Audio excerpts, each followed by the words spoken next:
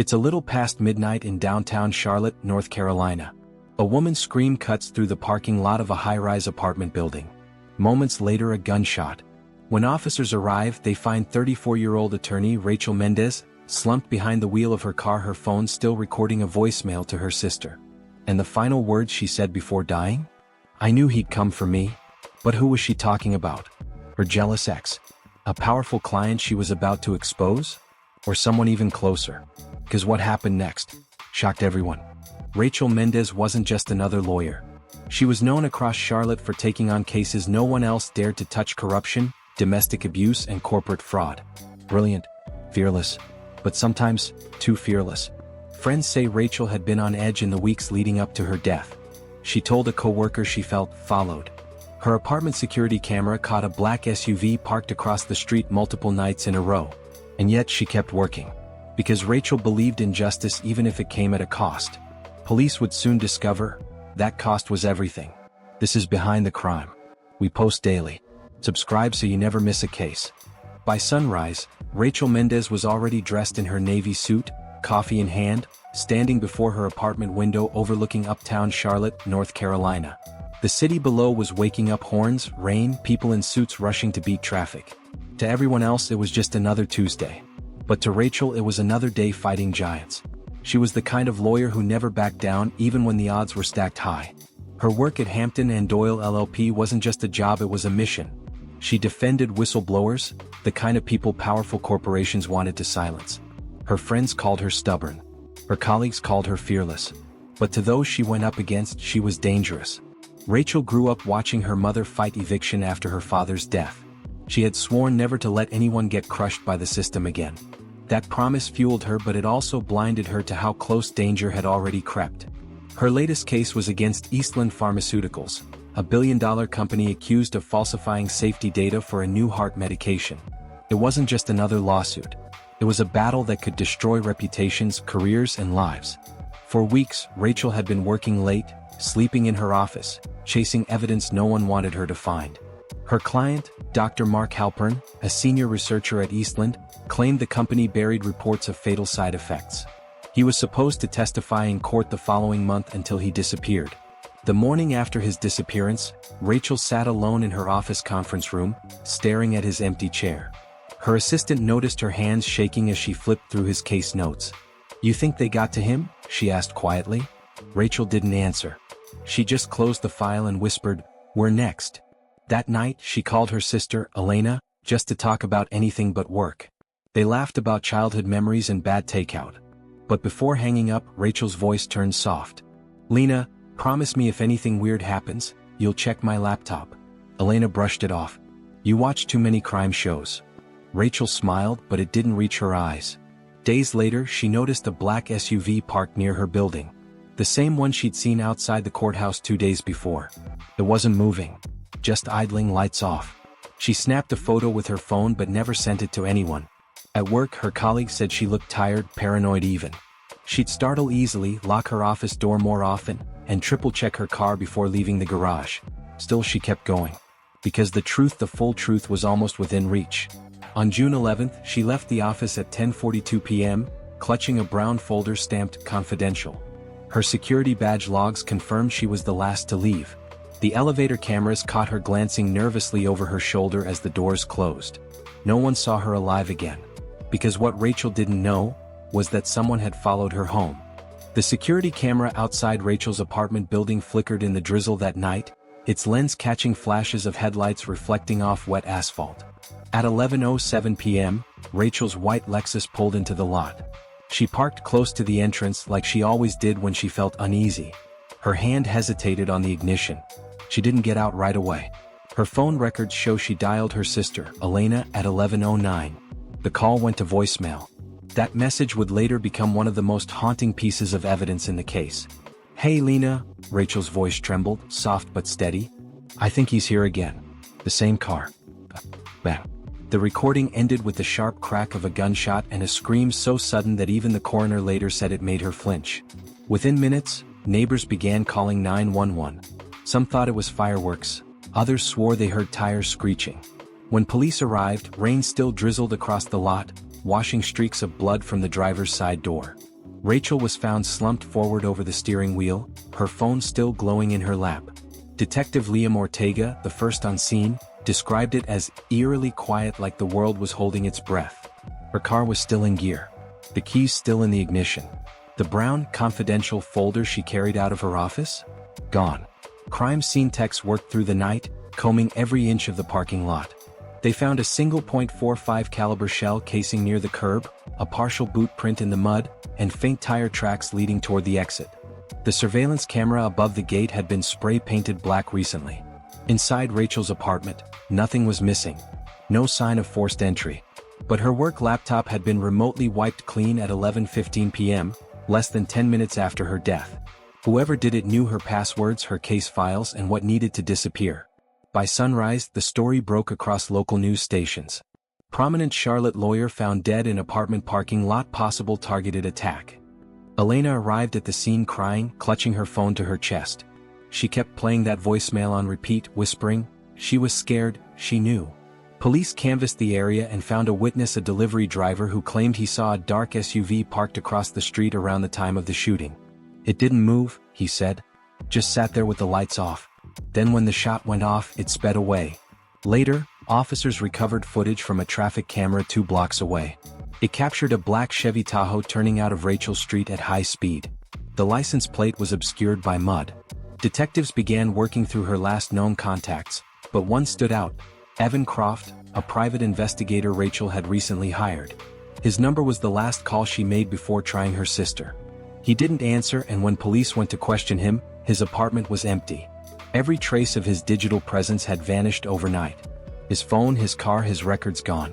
And as investigators pieced together the timeline, one question echoed louder than the gunshot itself. Was Rachel silenced for what she discovered, or for who she trusted? Detective Liam Ortega knew from the start this wasn't a random shooting.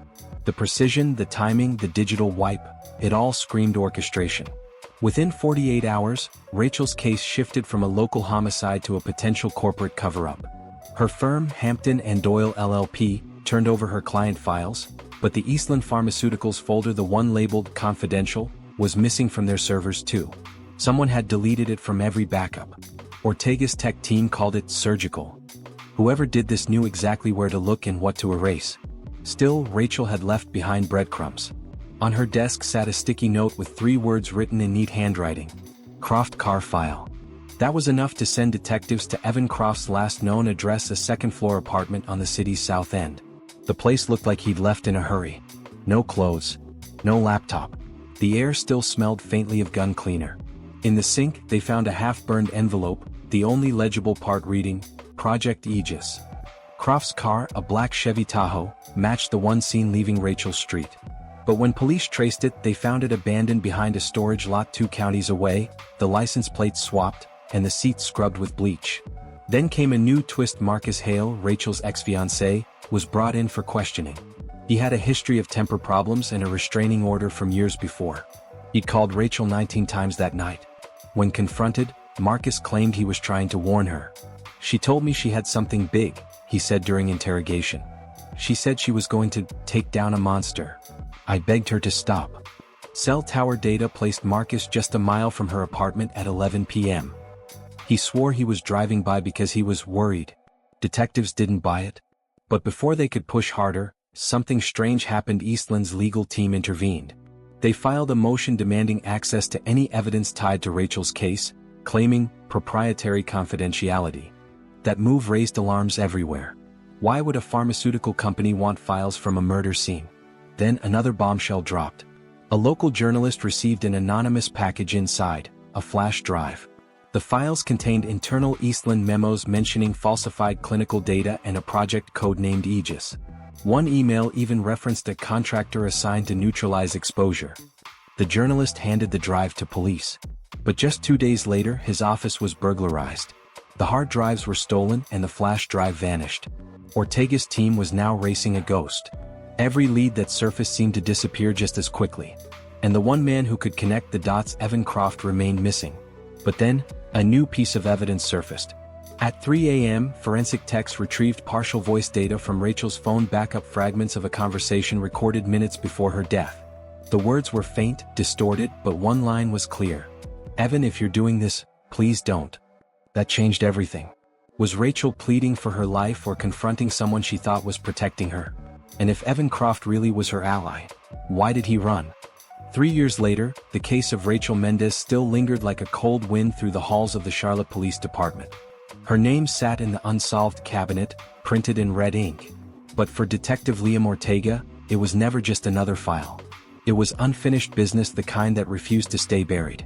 In 2024, a construction crew renovating Rachel's old office discovered something strange beneath a section of carpet in her private suite: a sealed metal phone case, hidden under the floorboards. Inside was a cracked cell phone with a single folder labeled "Insurance." The phone's data was encrypted, but forensics recovered fragments of voice memos and emails. One recording sent chills through the team. Rachel's voice, tired but steady, whispered, "If you're hearing this, something went wrong. Project Aegis isn't about medicine. It's about control. People are dying and they know." The message ended with heavy breathing, a door creak, and a faint male voice saying, "We warned you, Rachel." It was enough to reopen the investigation. When the file went public, Eastland Pharmaceuticals issued a statement denying any connection, calling the tape a deep fake smear campaign. But internally, 3 executives quietly resigned within days. One, the company's former head of security, Calvin Drayton, fled to Costa Rica and refused all interviews. Detective Ortega tracked new leads from the phone's metadata. One number kept reappearing, an unlisted burner traced to Evan Croft.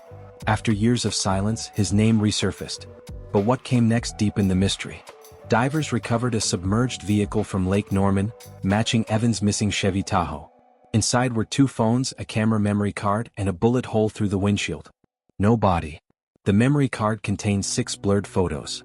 The last one, time-stamped an hour before Rachel's death, showed her car parked in the lot, and someone standing just behind it.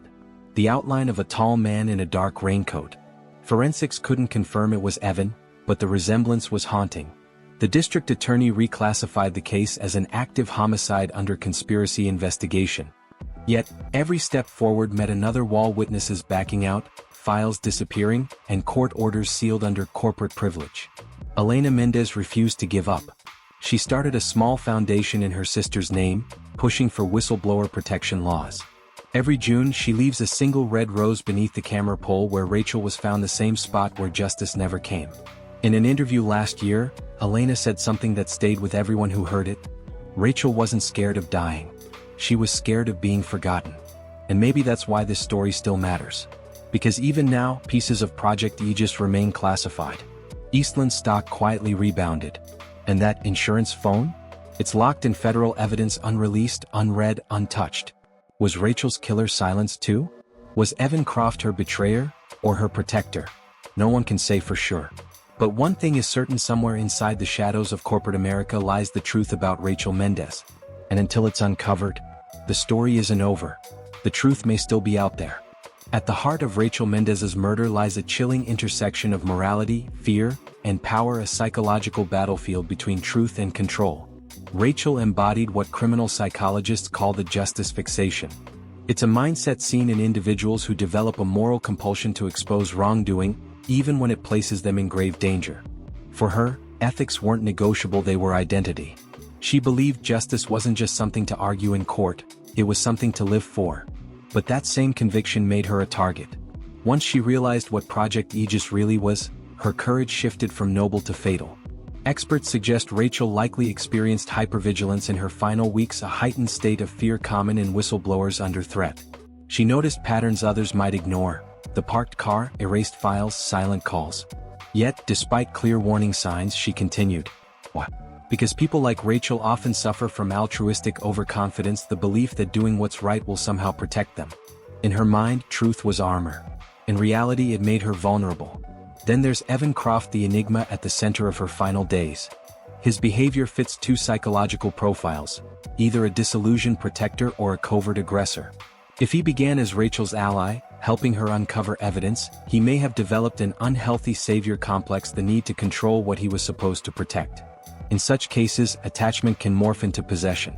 And when Rachel tried to distance herself, that perceived rejection could have triggered a violent break, an act of protective destruction, where the abuser rationalizes harm as mercy. But if Croft wasn't her killer and the threat came from Eastland Pharmaceuticals, the motive shifts entirely to institutional psychopathy. In corporate environments where profit outweighs morality, decisions to silence threats become detached from empathy. Psychologists define this as moral disengagement, where perpetrators justify harm by viewing it as necessary business. To them, Rachel wasn't a person, she was a liability. The anonymous figures behind Project Aegis likely operated under group diffusion of responsibility, meaning no one felt individually guilty because the system made the call. This phenomenon often breeds the most chilling crimes, those committed without hatred, only calculation. In the end, Rachel's murder wasn't born of passion. It was born of fear, the fear of exposure, the fear of losing control, the fear of truth. Each player in her story was driven by a psychological need.